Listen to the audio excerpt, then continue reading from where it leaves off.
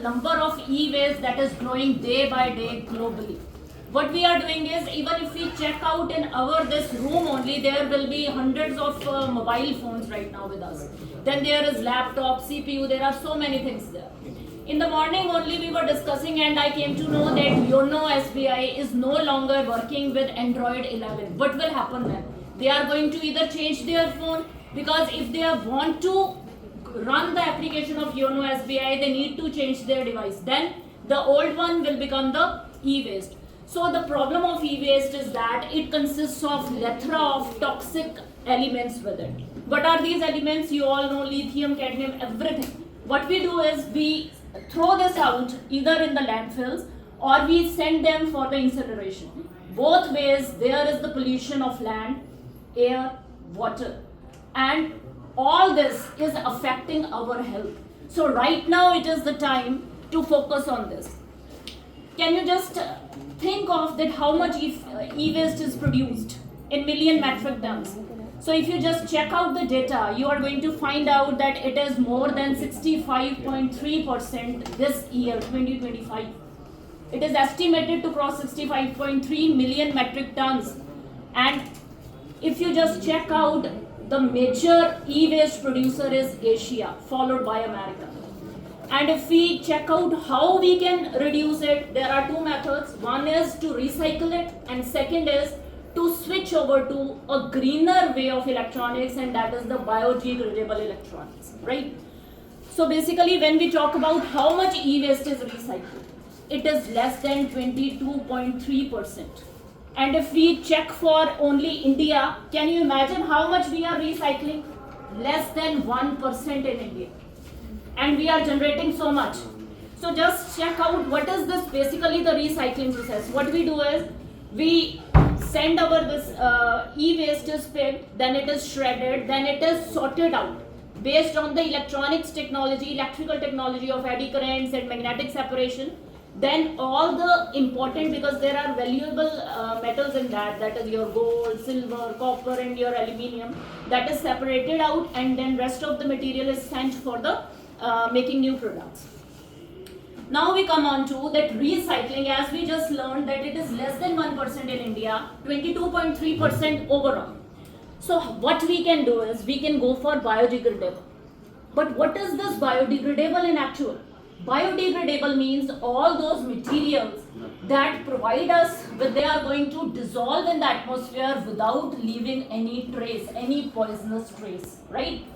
So basically, if you just check out the latest news on this, you people can find out the very first one. We have some smartwatch, we don't require it any further. What we are going to do? Throw it in the water and it is going to dissolve there, leaving no trace there. So such is the kind of biodegradable electronics that I want to talk about, right? So basically, what is the composition of this biodegradable electronics? Basic thing is the polymers that are used. Now polymers are made biodegradable. What happens there is, we have got three categories of biodegradable polymers. The first one is plant derived. We all eat potatoes. Starch that we get is used to make your this polymers. Then we come on to your paper, then we come on to your, you can see here, silk. Silk is animal derived, right? So similarly, there are wires that we generate using bacteria. So there are a lot of materials, a lot of research going on in the biodegradable materials. Now we come on to what should be the design selection of these biodegradable materials that we are selecting. The very first thing is your biocompatibility. In our life, at some stage, we all must have gone for the intravenous drip. Anybody who remembers? I remember it was very painful. And why? Because after one day of use, this thing gets swollen. Then they find another one, same thing happens there, then they find another one.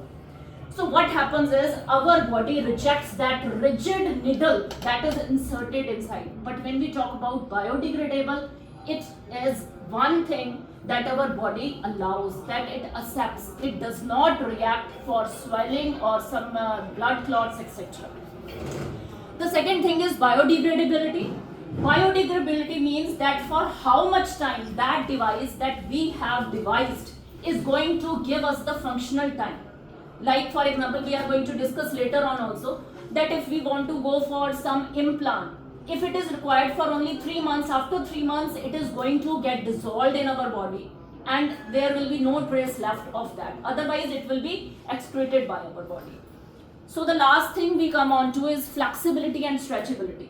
If we just check out, our skin is very stretchable. Similarly, our tissues, our heart, our other organs, they all are very flexible.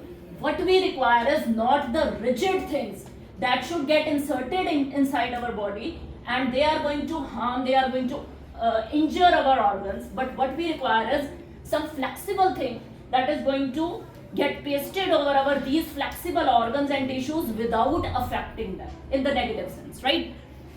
So basically, when we talk about the advantage of biodegradable, for that we should learn what are the disadvantages of the non-degradable electronics or implants that we insert in our body.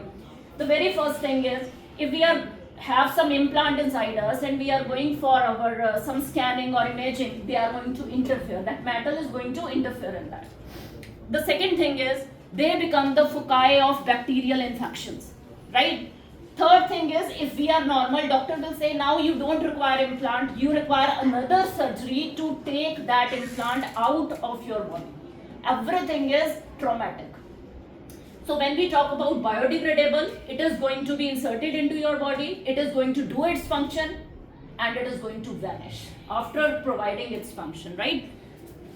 So next we come on to the applications. This I am going to, every category I am going to discuss in detail one by one. So it is just the 4 categories there: therapeutic electronics, integrated energy harvester.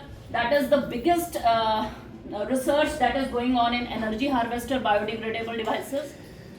The first one, now I am coming on to the very first application, that is the wireless bioresorbable drug delivery system.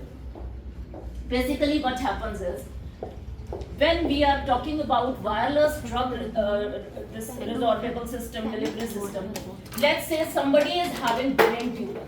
What will happen? The doctors are going to do the surgery. After some time, let's say that it recurs. After some time, let's say it recurs. What will happen? Another surgery, or that person needs to go through chemotherapy or need to go through radiation therapy. What is going to affect? Your whole body is going to have the side effect of that chemotherapy or that radiation therapy. So how we can reduce that? By biodegradable implants. What happens is, during the surgery, doctors will do, wherever your that brain tumor was, doctor is going to, after surgery, is going to leave an implant, a very small in nanometers, implant will be stick there, where the tumor was there. Now what will happen? Let's say after 6 months, your that cells are going to regenerate. Then the electronics, what will be there is, after sensing that there are the those, your whole body will be saved from the side effects of chemotherapy and radiation therapy, and only your that portion where the tumor was there will be given with that drug, right? So this is the biggest advantage of this is. Then comes smart e-skin. A lot of work is going on in smart e-skin. Basically what is there is, recent news was there that there was some accident in Volkswagen car factory, because if you see the car factory, there are only robots that assemble the cars. No human being is allowed in that portion. So during the maintenance of some robot, that robot killed the human being. Why? Because the robot was unable to sense that how much pressure it is putting on that human being, that it crushed that human being. So the work is going on into e-skin. What it is trying to do is that e-skin should be there that can feel, that can react, and that can self-heal. That means the robots will be there. If we are going to touch them softly, they are going to touch us softly. But if we are going to touch them with force, they are going to retreat, that it is with force. We cannot take it, right? Moreover, when we talk about self-healing, that is a very big thing for prosthetics. Some people don't have some organ. So what will be happening is, with this type of e-skin, they are going to feel just like normal hands, right? Similarly, there is a research going on into e-skin that will be acting as energy harvester. You may not be knowing it, but our body generates mechanical energy in every joint. Whatever we are going to move. And it is of such a low frequency that only nano generator type of piezoelectric or turboelectric transducers can generate electrical energy from your that thing. So such type of work has been created for your this thing, transient triboelectric nano generators. They are in nanometers. So basically what happens is, the main principle of working of this is that it works on the triboelectric effect. What is this? Everybody has learned about thermocouples. What is there? Two different metals, same thing is here. There are two different materials, one material, second material. One is ready to lose the electrons, second ready to gain the electrons. Both are when rubbed against each other, even if I am walking, my legs are touching with friction and walking or jogging, they are going to give the charge on your these materials. Now with your electric wire, a potential difference will be there, na, negative positive. Potential difference will be there. With the outside circuit, there will be a current that will be flowing, and that is going to provide you with the energy. So that means your turboelectric thing becomes your, what does it become? It becomes your mechanical to electrical transducer. It converts your mechanical energy to electrical energy. Now this is the most, I should say, innovative this thing in healthcare. What happens is, the traditional stunts that are there in our, because many now today half of the population is heart patient.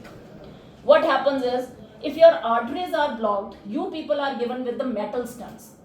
Metal stents, what will happen after some time, they also can get the plaque or the clotting is there inside them. Now with bioresorbable stents, what is happening is, if you can just check out the diagram, you can see here there is a blood flow sensor. What happens is, with time, you are given with that stent, bioresorbable stent.